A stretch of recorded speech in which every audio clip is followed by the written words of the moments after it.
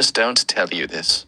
Consulting men, I hear the other side, and plenty of guys go through this. So don't beat yourself up about it. Just come up with a solution. Here is another argument/debate, somewhat. You have to have a good woman to be successful. If you really think about it, every high-value man who has a woman by his side is still the leader of the relationship. I hear women speaking nowadays about the alpha woman. Michelle Obama is considered an alpha woman, even though I say there's no such thing. But as alpha as Michelle Obama may be, when it comes to her and Obama, you can tell who's wearing the pants. It's not that he's an ultra alpha walking around beating his chest or publicly checking her. She is super submissive with her energy and supportive to him. Now, there's nothing wrong with that at all. A lot of times we give women too much credit. They may give us the ideas, but we're still pushing the ideas, making the plans, and putting the action forward. You can praise your woman for giving you a good idea, but in reality, she's giving you an idea that she was scared to chase or lacks motivation to pursue herself. This isn't always the case, but a majority. Yet you'll find yourself throwing her a parade for it. I'm putting you up on game, fellas. So when you're a high-value man, you choose the woman that will help you elevate. My alpha males know. Women don't choose us. We choose women. The narrative is that we wouldn't be who we were without her. The reality is, he chose whom he wanted to begin his journey with, and what he needed from his partner, which is her. When you're in a relationship, you will find yourself in an emotional state more often than none, even if you have your woman in check. You can have a totally fine day, but then your girlfriend comes with some bullshit. Yes, she's submissive, but she can still piss you off. She will change your energy and emotions and move you off your square with her bullshit. When you are in a relationship, her problems become yours. For the most part, her problems are just really her perception of some drama that she wants you to feed into. Women are dramatic when they're with you, so you can bet that for damn sure they're dramatic when they're not with you. It's in their nature, and this is how they are. They react to their emotions and how they feel. These weak characteristics cannot be a part of your journey to success. The toughest and most driven guys are men out of committed relationships. It takes a man to have a real heartbreak in order to get motivated to pursue his goals. That's the power of the energy that a man can get from a woman. However, it's misguided emotion and energy because of her actions. You are persuaded by her. Usually from heartbreak, the man will get on this purpose, get to the gym, go back to school and accomplish goals. Not to better himself, but to teach her a lesson. I'm just being honest. Not speaking to every man, but most men chase success for 3 reasons: love, sex, and validation from women. Initially, men do it because they want to lure them back. Then, throughout your journey, as you level up, you'll figure out that there are far better options. That's another reason why relationships make you stupid.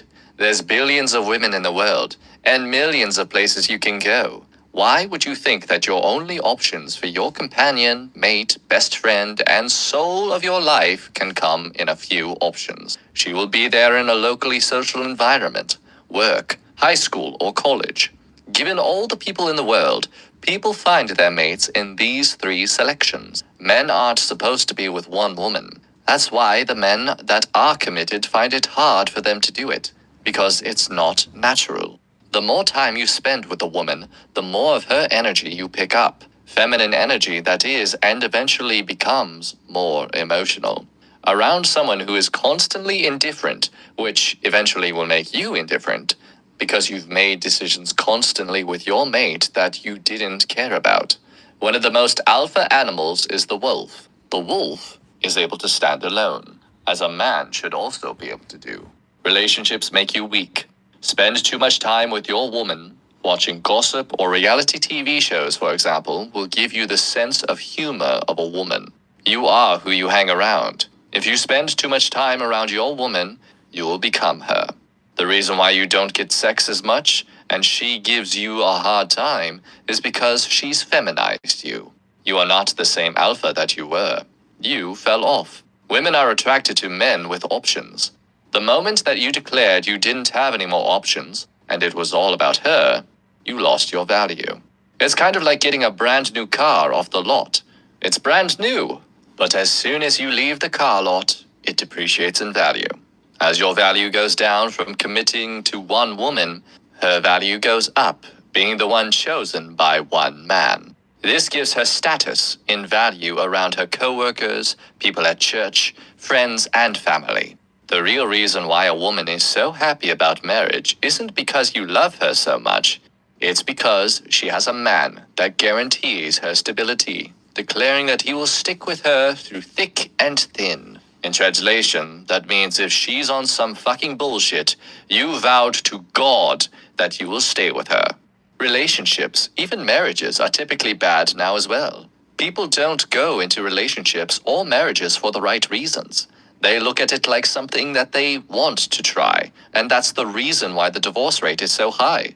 The mindset and entitlement of people has evolved, but the outworld has never truly accepted it. Let's play a game. You know the one where you say it's not you, it's somebody else, a friend of yours. Some men in relationships stop spending time with their families. They have neglected and sometimes even abandoned their own children for the possibility of setting up shop with a particular woman. If that's not putting me on a pedestal, I don't know what is. Look at the mindset of that. A man will have childhood friends through thick and thin, make money, do crime, go to jail, basically go through hell altogether. Then, when a new woman comes around that he loves, he gives it all to her.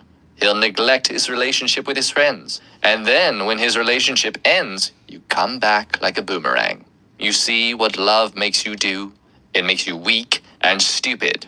You lose all common sense. You make emotional decisions based strictly on you feeling good. When a man has a hot meal and sex at his disposal, a woman who he feels like he can confide and trust, and of course is loyal, he feels like he found a winner. It kind of shows you how trainable we really are. We are so easily satisfied. Let's up the expectations moving forward. These small tasks are minimal. I don't have to know who you are and where you're located in the world to know that you are agreeing with everything that I said that you want in a woman. Why else would we all want the same things?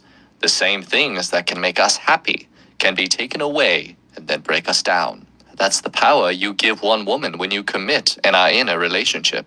The fucked up part about it is that she understands this. You're just not in the loop.